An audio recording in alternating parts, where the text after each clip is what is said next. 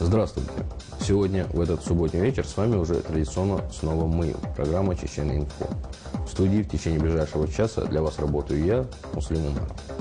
Уходящая неделя принесла много ярких и интересных событий. Сегодня, впрочем, как и всегда, впереди вас ждет много интересной и разнообразной информации. Мы детально расскажем обо всех, на наш взгляд, важных и знаменательных событиях уходящей недели.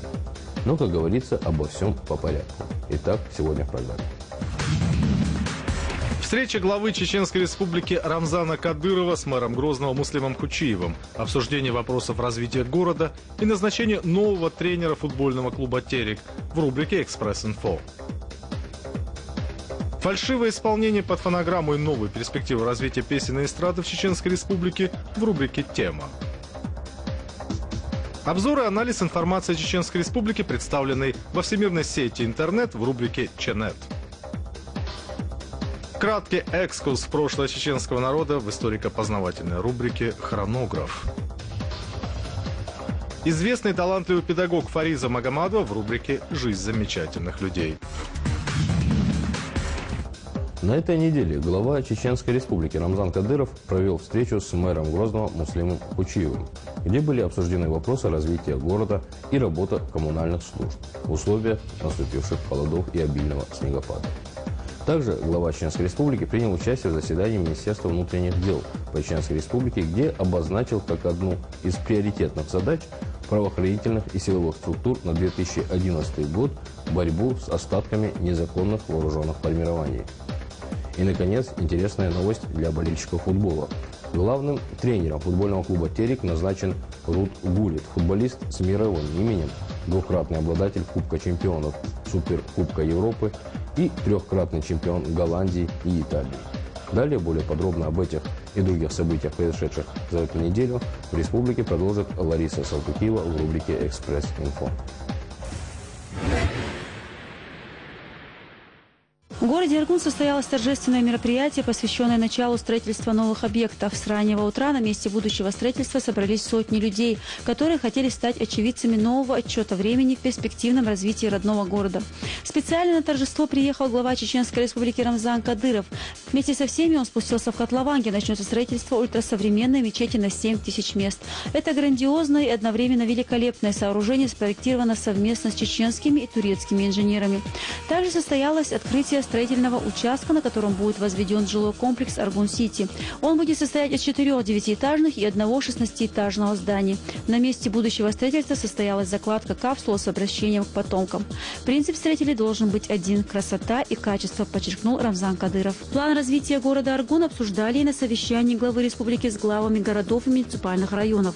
В городе будут проведены масштабные строительные работы, отметил Рамзан Кадыров. Возводится крупная мечеть, началось строительство жилого комплекса Аргун-Сити. В текущем году будет сдан в эксплуатацию стадион на 3000 зрителей. Также идет строительство детских садов. Расширяются дороги, благоустраиваются территории муниципальных дворов, проводится освещение. Вся эта работа призвана улучшить условия проживания жителей города, сказал Рамзан Кадыров. Он отметил, что несмотря на отсутствие в бюджете республики целевых средств на проведение этих работ, все объекты будут сданы в срок. При этом глава республики сказал, что руководители муниципалитетов сами должны принять активное участие в привлечении средств для развития подветственности им территорий. Первый заместитель председателя правительства Чеченской Республики Магомед Даудов доложил о ходе выполнения поручения главы республики по переселению на места постоянного проживания граждан, живших в Аргуне на временной основе. Он отметил, что фактически вывезено и размещено свыше 100 семей. Рамзан Кадыров благодарил городские и районные власти за хорошую работу и отметил, что руководство республики и в дальнейшем будет уделять особое внимание нуждам жителей. Визит главы республики в Государственную филармонию неприятно удивил сотрудников этого ведомства. Выявив множество нарушений в работе филармонии, глава республики дает указания подвергнуть подобной проверке все департаменты и отделы Министерства культуры. Рамзан Кадыров отметил, что каждый чиновник понесет персональную ответственность за допущенные в работе нарушения. Бюджет Министерства культуры составляет 500 миллиарда рублей, и это только бюджетные деньги. Хотя не столь важно количество средств, сколько умение их грамотно распределять, отметил глава региона. Далее разговор этот продолжился в более широком широком формате в присутствии работников культуры. Как подчеркнул в своем выступлении Рамзан Кадыров, одного желания заниматься искусством недостаточно, нужны еще и природные данные. Была затронута и тема исполнительского мастерства на сцене. Рамзан Кадыров заявил, что пение под фонограмму в теле- и радиоэфире отныне не будет. Завершая встречу, глава региона акцентировал внимание на том, что нужно воспитывать достойную смену в искусстве. У нас есть с кого брать пример и посильная поддержка государства, так что работникам культуры остается только проявлять свое творчество в полной мере, подчеркнул глава республики. Глава республики Рамзан Кадыров обозначил как одну из приоритетных задач правоохранительных и силовых структур на 2011 год борьбу с остатками незаконных вооруженных формирований. Об этом он заявил на коллегии Министерства внутренних дел по Чеченской республике в Грозном. Здесь были заслушаны отчеты по итогам оперативно-служебной деятельности за 2010 год ряда руководителей органов и подразделений Министерства внутренних дел по Чеченской республике. В работе заседания также приняли участие первый заместитель председателя правительства Магомед Даудов, председатель парламента Дуклах Абдурахманов, министр внутренних дел по Чеченской республике Руслан Алханов и другие официальные лица. Указом президента Российской Федерации 5 сотрудников Министерства внутренних дел по Чеченской республике награждены орденами мужества, 2 медалями за отвагу. Награды милиционерам по окончании заседания вручил глава республики Рамзан Кадыров и министр внутренних дел Руслан Алханов. Высшей наградой республики орденом Кадырова указом главы Чеченской республики был награжден начальник управления охраны общественного порядка милиции, общественной безопасности МВД по Чеченской республике Арби Салманиев. От имени главы Чеченской республики Арби Салманиеву также были вручены ключи от нового внедорожника «Тойота». Здесь же был озвучен приказ министра внутренних дел России Рашида Нургалиева, согласно которому начальнику отдела внутренних дел по Курчелойскому району Хамзату Дильгириеву было присвоено очередное специальное звание подполковник милиции. 2 чеченских детей возвращены на родину. Братья Масуд и Руслан до сих пор жили в Волгограде. Будучи рожденными в смешанном браке, они остались одни, когда мать умерла, а отца, уроженца Чеченской республики Билала Дадарова, осудили на 2 года. После этого органы опеки занялись их дальнейшей судьбой. Предполагалось, что до определения детей в детский дом они будут находиться в больнице. Однако пребывание в медучреждении продолжалось только до тех пор, пока об этой истории не узнал глава Чеченской республики. Дадаровых вернули домой. По данным врачей, дети совершенно здоровы. В честь возвращения детей на родину богословы прочитали мавлид. Как известно, это не первая семья, которая возвращена на родину благодаря главе Чеченской республики. Рамзан Кадыров не раз заявлял о том, что в чеченском обществе не может быть брошенных детей.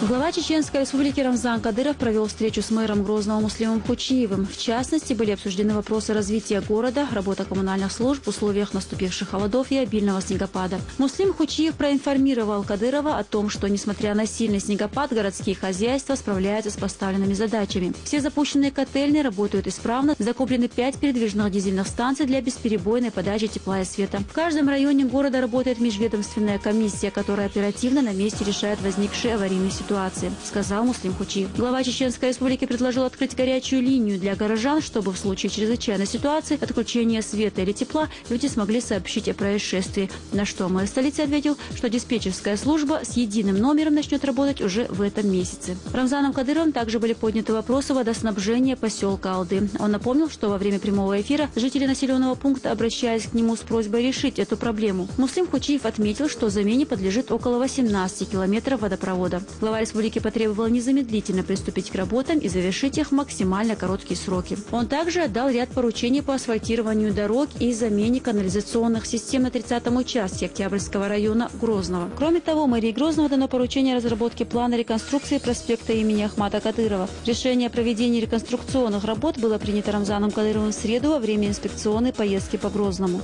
Глава республики отметил, что на проспекте необходимо провести реставрацию фасадов жилых домов и зданий облицовочным стеклом, установку декоративного освещения, укладку мраморной тротуарной брусчатки и бордюров. Также будет заменен на новый воздушный пешеходный переход и поменяют уличное освещение проспекта. Масштабной реконструкции подвергнут и транспортную развязку кольцевую в районе Минутка. Финансирование работ будет производиться из 3 источников: регионального общественного фонда имени Героя России Ахмата Кадырова, республиканского бюджета и бюджета Грозного.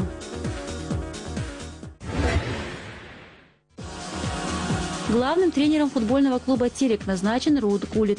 Футболист с мировым именем, двукратный обладатель Кубка чемпионов, Суперкубка Европы, трехкратный чемпион Голландии и Италии. Глава Чеченской Республики Рамзан Кадыров прокомментировал назначение Руда Гулита на должность главного тренера футбольного клуба «Терек». Он отметил, что руководством клуба учитывались не только его профессиональные качества, но и человеческие. В первую очередь мы исходим из того, что это не только лучший футболист своего времени, но также в нем присутствуют хорошие человеческие и профессиональные качества. Гулит – это человек, который любит работать. Вместе с тем в России сегодня развивается футбол. Ожидается чемпионат мира. И мы решили, что такой выбор будет полезен не только для Терека, но и даст дополнительный эффект популяризации футбола в нашей стране. Я думаю, что этим выбором мы завоюем болельщиков даже в Европе. С учетом всего перечисленного, наш выбор остановился именно на нем, сказал Рамзан Кадыров. Он также сообщил о задачах, которые ставит руководство клуба перед тренерским штабом, главной из которых является выход на европейский уровень. В этот же день глава Чеченской Республики встретился с министром физической культуры, спорта и туризма Чеченской Республики. Хайдар Алханов сообщил, что с Рудом Гулитом подписан контракт, рассчитанный на 1,5 года. Касаясь предстоящей трансферной кампании в клубе, министр отметил, что ведутся переговоры о приобретении 5 известных в стране и в мире игроков. Одним из них, возможно, станет футболист, входящий в десятку лучших нападающих игроков мира, в настоящее время выступающий в английской премьер-лиге. Рамзан Кадыров отметил, что необходимо усилить селекционную работу и акцентировать внимание на приобретении молодых и энергичных футболистов. Наши болельщики соскучились по зрелищной и красивой игре на поле. У нас ведется строительство спортивного комплекса на 30 тысяч зрителей. Будем надеяться, что он будет заполнен фанатами Терека, сказал Рамзан Кадыров. В Министерстве Чеченской Республики по внешним связям, национальной политике, печати и информации прошло мероприятие, приуроченное ко Дню российской печати. В нем принял участие и глава Чеченской Республики Рамзан Кадыров. Глава республики высоко оценил труд журналистов. Тяжелый для чеченского народа годы федеральные и зарубежные средства массовой информации писали негативные материалы республики. Но благодаря патриотизму и трудолюбию наших граждан эти стереотипы удалось изменить, отметил он. Сегодня не только российское общество, но и весь мир знает о нашем трудолюбии и стремлении к миру. Это в первую очередь и ваша заслуга. Чеченские журналисты смогли донести до мира позитивные изменения, происходящие в регионе, сказал Рамзан Кадыров. Министр Чеченской Республики по внешним связям, национальной политике, печати и информации также поздравил своих коллег-журналистов с профессиональным праздником и пожелал им дальнейших успехов. В ходе мероприятия лучшие журналисты печатных СМИ были награждены республиканскими наградами и званиями. Шамсел Саралиев награжден почетной грамотой Федерального агентства средств массовой коммуникации России. Сотрудник министерства Зара Молчанова награждена почетным знаком за трудовое отличие. Известному журналисту, сотруднику представительства главы Чеченской Республики в Ростовской области Алишеру Хаджаеву присвоено звание «Заслуженный журналист Чеченской Республики». Также в ходе мероприятия по случаю 50-летнего юбилея заместителю министра Чеченской Республики по внешним связям, национальной политике, печати и информации Лёме Гудаеву были вручены ключи от автомобиля. Все награды вручал лично глава Чеченской Республики Рамзан Кадыров. Завершилось мероприятие концертом звезд чеченской эстрады. В селении Цинтарой в доме Аймани Кадыровой прошло мероприятие, в котором принимали участие глава республики Рамзан Кадыров, его дядя Магомед Кадыров, советник главы региона, депутат Госдумы России Адам Делимханов, муфти республики Султан Мирзаев, а также известные богословы. Поводом для встречи послужило важное событие. Заместитель руководителя Центра исламской медицины Адам Эльжукаев выучил наизусть Коран. Это богоугодное дело хафиз посвятил герою России, первому президенту Чеченской Республики Ахмад Хаджи Кадырову. Муфти республики Султан Мирзаев с большой гордостью рассказывает об этом событии. Говоря о хафизе, он приводит слова пророка Мухаммада, мир и милость ему Всевышнего. Он, как поясняет муфти, трижды отметил богоугодное чтение Корана. В честь важного события собравшиеся прочитали Мавлид. В Чеченской Республике стартовал национальный молодежный конкурс «Живой звук-2011». Реализует данный проект Министерство культуры Чеченской Республики совместно с Государственной филармонией. Автором проекта является директор Госфилармонии Амина Ахмадова. Как отмечают организаторы, проект направлен на пропаганду среди молодежи народного музыкального творчества и развитие разговорного жанра на профессиональной сцене. Также кураторы проекта надеются посредством конкурса создать благоприятную среду для развития творческого потенциала молодежи, привлечь внимание общественности, деятелей культуры и искусства к проблеме поддержки одаренной молодежи республики. Конкурс пройдет в 3 этапа. В результате будут определены победители по 3 номинациям: «Золотой голос-2011», «Народный артист» и «Золотая нота».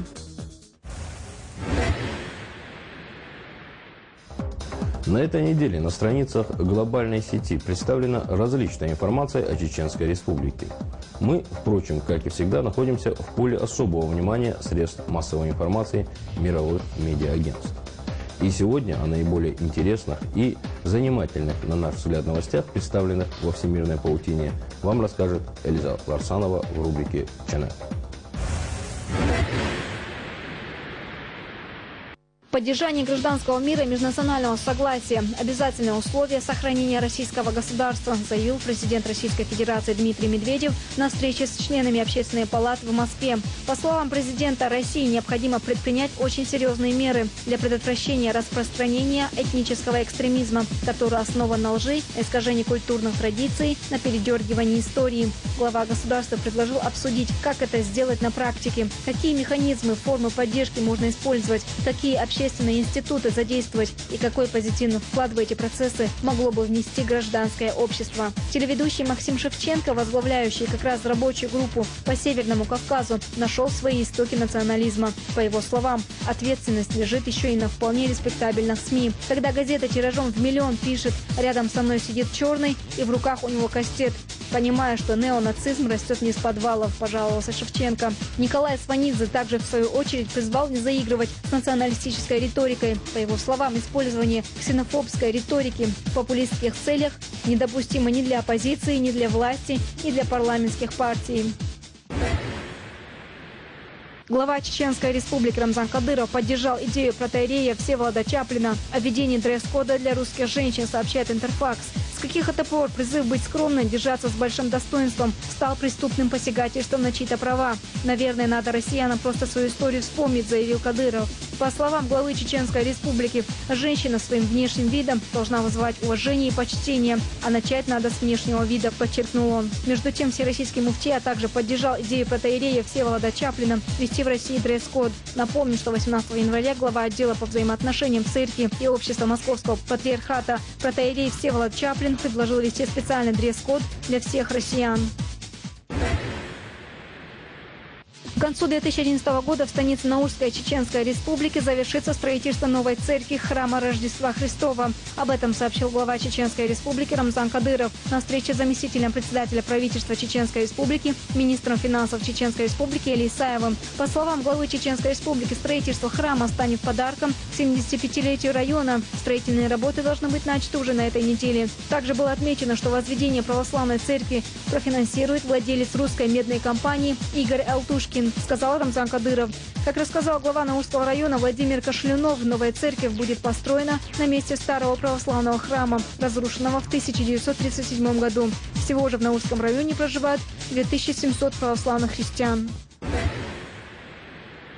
Депутаты парламента Чеченской Республики приняли поправки в Конституционный закон Чеченской Республики об уполномоченном по правам человека в Чеченской Республике, предусматривающие введение в структуре аппарата чеченского правозащитника должности уполномоченного по правам ребенка в Чеченской Республике. В заседании парламента принял участие уполномоченный по правам человека Нурдин Ухажиев. Председатель законодательного собрания Духлах Абдурахманов отметил, что аппарат уполномоченного по правам человека в Чеченской Республике самый эффективный из всех подобных институтов других субъектов Российской Федерации, и его деятельность полностью отвечает вопросам защиты законных прав и интересов жителей республики. Он подчеркнул, что защита прав детей в республике, как и в целом, правозащитная деятельность, благодаря вниманию со стороны главы Чеченской Республики Рамзана Кадырова и профессионализму чеченских правозащитников, осуществляется на должном уровне.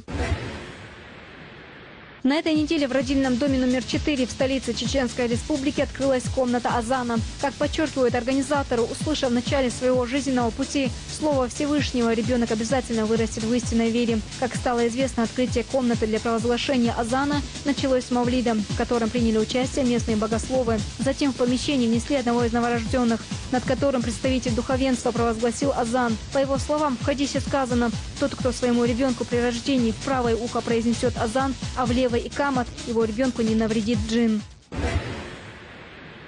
В президентском лицее состоялось открытие Республиканской предметной олимпиады школьников Чеченской Республики. Олимпиада будет проходить до 5 февраля по 18 школьным предметам, сообщает в Министерстве образования и науки Чеченской Республики. В первый день дети показали свои знания по физике и немецкому языку. Заявку на участие в Олимпиаде подали 589 учащихся. Победители Олимпиады получат право участвовать во Всероссийской предметной олимпиаде школьников, отметил организатор Республиканской олимпиады школьников. Победители и призеры Всероссийской олимпиады получат свидетельство ЕГЭ со 100-бальным результатом, по которому они будут зачислены в высшие учебные заведения России.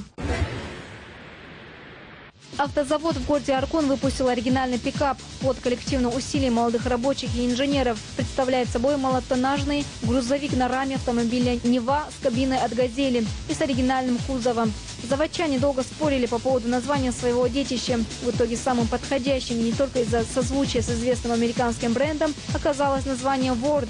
В переводе с чеченского оно означает «телега». По функциональному предназначению авто разработано как раз для хозяйственных нужд. По словам заместителя министра промышленности и энергетики Чеченской Республики Султана Рахмаева, только что завершившиеся испытания на зимних дорогах показали, что он обладает хорошей грузоподъемностью и проходимостью, а значит сможет успешно конкурировать с уже существующими моделями. Пока автомобиль существует в единственном экземпляре, но вполне вероятно будет выпущен в массовое производство. После разрешения сложностей с оформлением, отметили здесь. В перспективе на основе принятой программы развития автопрома Чеченской Республики власти региона намерены выпускать свыше 100 тысяч различных машин. На этой неделе в спортивном зале главного учебного корпуса ЧГУ города Грозного стартовал первый республиканский турнир по баскетболу, посвященный памяти мастера спорта СССР, члена сборной СССР Увайсу Ахтаеву, приуроченный к 80-летию великого спортсмена. На торжественном открытии соревнований присутствовали многие официальные лица республики. Почетными гостями турнира были вдова Увайса Ахтаева Тамара Ахтаева, родные, близкие и друзья. Увайс Ахтаев был не только знаменитым баскетболистом, но и человеком великой души. Он оставил большой яркий след в советском баскетболе 50-х годов. В турнире принимают участие команды из разных городов и районов Чеченской Республики. Соревнования проводятся по смешанной системе. Команда, занявшая первое место, награждается кубком, дипломом и денежной премией. Команда, занявшая вторые и третьи места, награждается кубками и грамотами. Организаторами турнира выступили Министерство Чеченской Республики по физической культуре, спорту и туризму, Федерация баскетбола Чеченской Республики и информационное агентство «Грозный информ».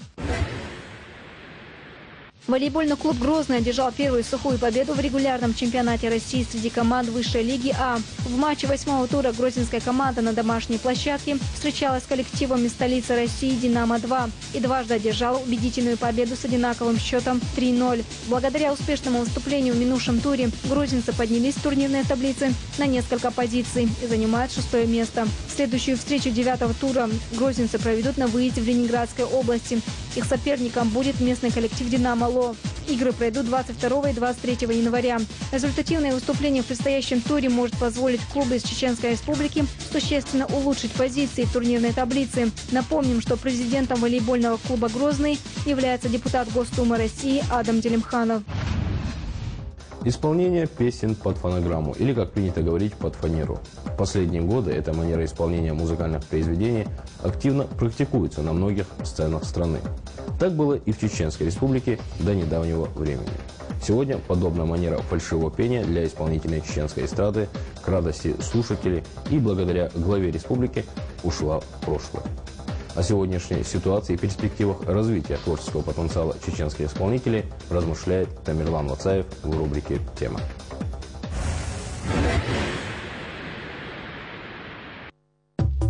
Представьте себе, как лучшие певцы и музыкальные коллективы мира, чьи выступления проходят в таких знаменитых залах планеты, как Карнеги Холл, Мэдисон Сквер Гарден и на других крупнейших площадках Америки, Великобритании и Италии, вдруг запели бы под фонограмму. Это звучит смешно и нелепо, так как изначально, поколение за поколением, ценители певческого таланта в этих странах наслаждались живой музыкой и голосами великих певцов и не представляют иного способа исполнения песни. Выступление под фонограмму на одной из вышеперечисленных сцен, да и не только на них, будет воспринято любителями музыки как обман. будет встречено непониманием и неподдельным удивлением. Хотелось бы получить ответ, почему в России и в частности в Чеченской Республике пришедшие на концерт или в театральный зал зачастую не могут наслаждаться красивой музыкой, живыми голосами, не могут испытать настоящего праздника от настоящей музыки. Этот и многие другие вопросы, касающиеся сферы культуры, были подняты на поверхность главой республики Рамзаном Кадыровым. Он заявил, что отныне фонограммное пение на экранах и радиостанциях республики вестись не будет. На состоявшемся совещании в Министерстве культуры Рамзан Кадыров обсудил с начальниками отделов и руководителями творческих коллективов сложившуюся ситуацию, а также определил ключевые задачи на 2011 год. Он отметил, что Министерству культуры Чеченской Республики во главе с министром Дикалом Музыкаевым пришло время всерьез взяться за решение проблем в вышеуказанных сферах и способствовать тому, чтобы представители культуры вышли на новый этап в своей деятельности. Sunday dagen, så direkt där innan, det kallar dagen, där innan dagen, för när jag blev bortskott, det har det kan dagen så. То есть вообще не показывает, там она радио, телевизор, она мероприятие, мы как артистон. Второй раз вообще все для него чеченская сцена закрыта дохода. Телевидение, радио, журнал, ассистент, директор телевизора, аварно. Удачи. Очень такая книга дон. И на самом деле он не дон, на самом деле дон. إذا خلوا بدو خاص وين دون. أنت أنا بموت. كان حاله خلو، كان حاله خبور. باندل، ديش باندل. حاخ أستور دو لبنش. حاخ أستور بقون خوي نانوي. جوز مخلي. شو عندو أش ديش نشارج كي وستغلش. أش اللي قال ايش لقطه وش ابرز عن الشوش دي نعبوسه وسبورتس مثلا تروك شيش بوشتون اسال يدو ان خير بوش بس طاف انا قدام قلت مقطع فنقدام ايران يبقى وش الله خلاص بوش صدق بوخوت دي بوخ سان فنقدام ميك شو ان شاء الله. При этом Рамзан Кадыров подчеркивает, что помимо отмены фонограммного пения важно и содержание национальных песен, так как это не только творчество, но и этническое самовыражение. В своей речи он также отметил, что на нужды Министерства культуры из бюджета выделяются крупные суммы денег, оказывается всесторонняя помощь и содействие. И в связи с этим от деятелей культуры необходима соответствующая отдача. По его словам, роль представителей культуры в воспитании общества огромна, и выполняя работу, они должны в полной мере осознавать свою ответственность, так как от них в большей мере зависит то, каким будет завтрашнее поколение чеченцев.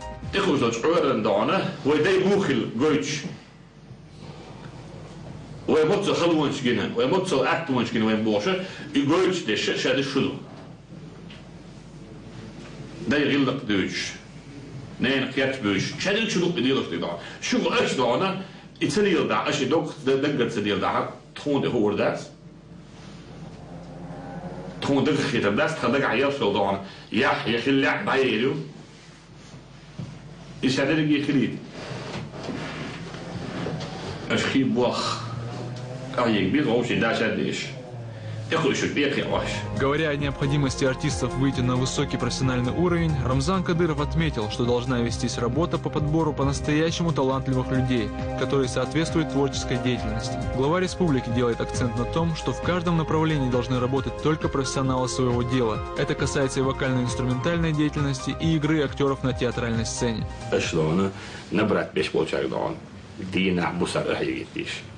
Dina Busadan, filmerna balaos, tehát is elozskodana, volje rozi, šadan, strogadan, muszak, vagy tán дополнительно odjedu, да, действительно зарплатки, если очень проблемы, мы серьезно, а мы будем дополнительно помогать, мы помогаем. На фоне начавшейся кампании по исключению фонограммного пения и других неблагоприятных элементов в сфере культуры в республике предпринимаются шаги по поиску новых талантов. Так, совсем недавно стартовал конкурс «Живой звук-2011». Главной целью нового проекта Министерства культуры и Госфилармонии является пропаганда среди молодежи народного музыкального творчества, развитие разговорного жанра на профессиональной сцене. Самое главное для нас талант. И талант вы развиваете. Царство знесан Бог бирбу серьезно. Требования дейт шокачек угоржим на глушу. Дехал да лил харду. Так шадик в процессе работы хардолштук. Конкурс будет проходить в 3 этапа: отбор участников прослушивания, их обучение и заключительная часть – подведение итогов и выявление победителей. Подобные проекты и другие схожие акции необходимы и должны внести свой вклад в развитие подрастающего поколения, которое стремится найти самовыражение в творчестве. Благо, условия у молодежи для роста и раскрытия своих способностей в наше время имеются. В 1907 году состоялись выборы депутатов в Первую Государственную Думу от Терской области. А спустя 4 года, в 1913 году, чеченский промышленник Топа Чермоев основал фирму «Алдынская нефть». И, наконец, в том же году царские власти объявили крупную, на то время небывалую сумму за голову легендарного чеченского абрека Зелимхана. Краткий экскурс в историю чеченского народа сегодня проведет Розита Шабазова в рубрике «Хронограф».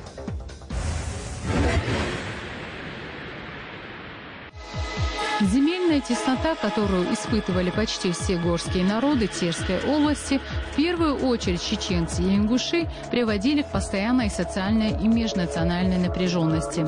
Это прекрасно понимало кавказское начальство, которое в своих докладах правительству указывало, что именно земельная необустроенность горского крестьянства служила главной причиной аграрных волнений в крае. По большому счету, для решения этой проблемы у российской администрации были действенные варианты – либо увеличить площадь земельных наделов чеченских селений, вернув им отторгнутые ранее в пользу государственной казны, казачества и офицерства земли, либо создать условия для миграции разоряющихся чеченских крестьян в Грозный и в другие города. После кровавого воскресенья в Санкт-Петербурге 22 января 1905 года по России прокатились волна политических демонстраций и забастовок, которая дошла и до Грозного. Стачка полностью охватила грозненские нефтяные промыслы. Грозненские рабочие выдвигали только экономические требования. 8-часовой рабочий день и повышение зарплаты на 25%. На нефтяные промыслы были введены войска, а всем участникам забастовки владельцы предприятий пригрозили массовыми увольнениями. Через неделю рабочие вернулись на свои места. Забастовка закончилась.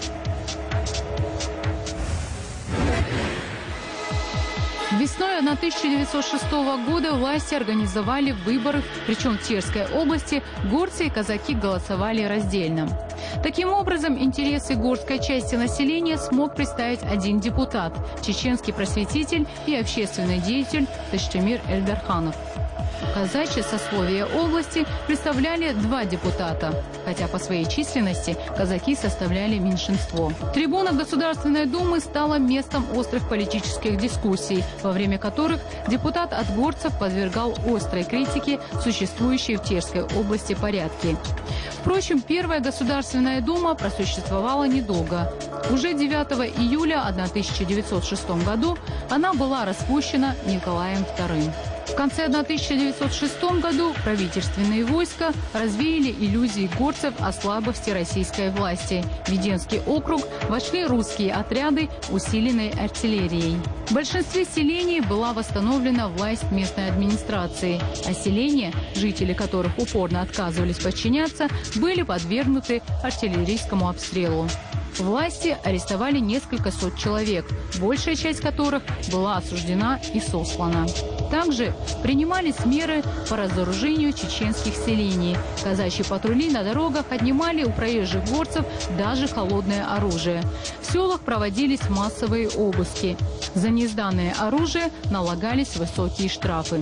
Особые меры предпринимались по искоренению обречества. Для борьбы с ними широко практиковались коллективные наказания, специальные военные рейды. После подавления вооруженных восстаний в Москве и других городах революция в стране пошла на спад. Правительство перешло в наступление на трудящихся. На Северном Кавказе и в Донской области, как и по всей стране, вводились усиленная чрезвычайная охрана, военное положение. Целые области и города отдавались в распоряжение губернаторов и военных начальников. В регионе действовали карательные отряды, прошли массовые аресты. При управлении Владикавказской железной дороги был создан особый комитет, который повел решительную борьбу с революционным движением по всей дороге. У рабочих всех станций стали требовать подписания расписку о непринадлежности к рабочим организациям. На Северном Кавказе в это время уже также отмечены отдельные стачки. И в период отступления Первой Российской революции на Северном Кавказе было только два значительных подъема забастовочных движений в 1906 в 1907 годах. Всего на Северном Кавказе в 1906 году состоялось стачек в 2-3 раза меньше, чем в 1905 году. На Северном Кавказе в 1906-1907 годах в первых рядах забастовочного движения выступали нефтяники Грозного и пролетарии городских фабрично-заводских предприятий, которые в период высшего подъема революции в стачках не участвовали. В 1901 году за осуществление акта «Кровной мести» Зелимхан Душмазукаев был осужден на 3,5 года в исправительные арестантские отделения и сослан в Илецкую защиту. Летом в 1901 году был возвращен в Грозный для пересмотра судебного решения, после чего заключен в Грозненскую тюрьму. Этим же летом он совершил побег и стал активным участником обреческого движения. Обреки, не желая мириться с несправедливостью и произволом, в те времена брались за оружие. Действуя в одиночку или небольшими группами, они мстили царизму за себя, своих родственников и за свой народ. Зелимхан и его сподвижники начали фактически партизанскую войну против царских властей. Обречество имело массовую поддержку среди горцев и отражало недовольство народов Северного Кавказа национальным гнетом. Впоследствии за голову Зелимхана царская администрация назначила большую награду, которая росла на протяжении 13 лет, пока Зелимхан был для властей неуловим. И лишь в 1913 году наконец нашелся предатель, который сообщил властям о его местонахождении. 25 сентября 1913 года отряд под командованием поручика Георгия Кибирова, считавшего Зелимхана своим кровником, напал на след Абрека. Зелимхан был окружен около села Шали, и в результате продолжительного и кровопролитного боя тяжело больной Зелимхан был убит. Позднее, в советское время, в Чеченской республике был организован колхоз имени Зелимхана. Были созданы книги и фильмы. Абдул-Межид Тапа Арцуевич Чермоев родился в городе Грозном 15 марта 1884 года в семье генерала русской армии Арцу Чермоева, героя Крымской войны 1853-1856 годов и русско-турецкой войны 1877-1878 годов. После окончания реального училища во Владикавказе Тапа Чермоев избирает стезию военного, поступает в Николаевское кавалерийское училище. По окончанию престижного военного учебного заведения в 1901 году перед молодым Тапой Чермоевым открылась блестящая возможность для карьеры военного, куда отбор происходил под личным контролем императора Николая II. После смерти отца в 1908 году Тапа Чермоев вышел в отставку и вернулся в Терскую область. Вскоре в Чечне начался нефтяной бум. Тапа Чермоев с головой погружен в бизнес. Занимается торговлей и сдачей в аренду нефтепромышленных участков. Становится учредителем фирмы «Алдынская нефть». Бывший гвардейский офицер широко развернул дело и в скором времени стал миллионером. Не будет преувеличением сказать, что небывалый подъем нефтяной промышленности в Грозном в известной мере обязан Тапе Чермоеву. Расширение добычи, приобретение новых механизмов станут доступными благодаря выгодным контрактам с иностранными компаниями. И это и многое другое составило предмет увлечений, забот и рабочей деятельности предприимчивого Тапы Чермоева. Высокорентабельным предприятием становится основанная им в январе 1914 году фирма «Алдынская нефть». В 1918 году в селении Ачхой-Мартан родился Юнус Дышери, ставший впоследствии выдающимся чеченским ученым, доктор филологических наук, профессор. В 16 лет он поступил в рабфак Ростовского госуниверситета, который окончил с отличием. В 1939 году наш земляк поступает в Московский государственный пединститут имени Ленина. И в 1941 году экстерном окончил его по специальности русский язык и литература.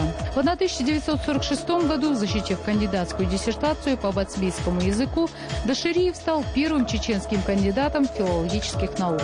19 января 1955 года он стал первым в истории чеченцем, защитившим докторскую диссертацию по филологии.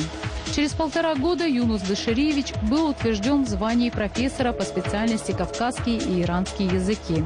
В 1958 году ученым опубликована монография «Развитие младописьменных языков народов СССР» и многие другие работы. В 1962 году Дашириев был председателем научного совета по комплексным проблемам развития языков и культур народов СССР при президиуме АН СССР. Ученый, филолог с мировым именем, один из основоположников отечественной социальной лингвистики Юнус Дашириевич Дашириев не дожил 2 лет до своего 90-летия. Фариза Магомадова – известный и талантливый педагог. Она посвятила образованию 53 года и является заслуженным учителем РСФСР. О судьбе человека, посвятившего жизнь воспитанию подрастающего поколения, рассказывает Жулай Байдаева в рубрике «Жизнь замечательных людей».